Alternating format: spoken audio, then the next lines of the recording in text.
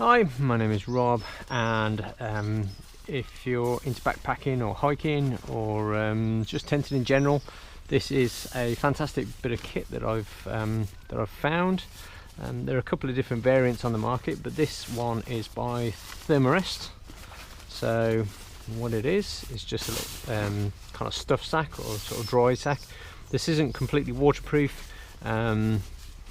It's not like a roll top bag, because if you fill it up with air, I'm blowing that up, you can see it quite quickly comes out. Although this seems to be quite waterproof, it is coming out the stitching because it's not taped. So it's not completely waterproof bag, but is going to stop any, the majority of moisture. So you can keep your stuff in this in the daytime. So you can put your clothes in there, keep all your bits and pieces in that. Draw it up, keep that in your rucksack, and then when you come to bedtime, turn this inside out, and you can see this has got this quite sort of like micro fleece lining, which is very nice and soft. Yeah, and you just stuff all your clothes back in there again, the other way around, and you get yourself a very comfortable pillow. Now, if there you go, that squashes down. I just feel that to suit. So that's really nice and soft. If you put that in your sleeping bag, you can wedge that in there, which is a bit tight to get in your sleeping bag, so you probably would put it underneath, which negates having the fluffy lining. So you could just use a normal stuff sack if you're using it underneath your you're in there using it like that. However, if like me, sometimes when you're pretty hot and you like to just crack open your sleeping bag and sort of lay out a little bit, and then you want to get back on this, then having that fleecy lining is definitely something of benefit.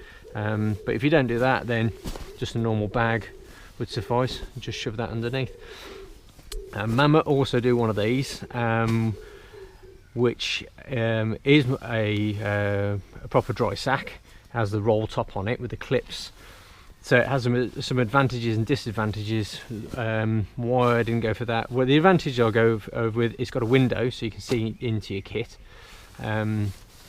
which I kind of liked, and I thought, oh well, I'll go for that. It's only got the lining on one side, but then because it's got the big clips and the buckles, I think that probably would interfere with your sleep by having that. You can't sort of roll it back over in that mode, so the stuff's possibly going to sort of fall out your bag a little bit, maybe. I don't know, I haven't got one, so if anybody else has got one of those, wants to leave some comments below on the Mammoth bag, then please do so. But there we go. If you didn't know about these, that's a nice top tip, because that's ultra light. It keeps all your gear in there anyway, and creates a pillow. And even if you're not camping, trekking, you could use this when you're on an airplane or something like that. It'd be fantastic instead of the inflatable pillows, which can be a bit heavier, and they don't also sort of nicely form to your head as well, the air ones, and they can obviously go down.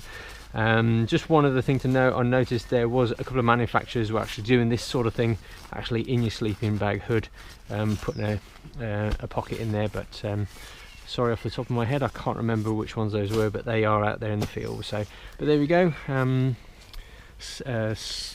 pillow for camping, and look how small and light that is.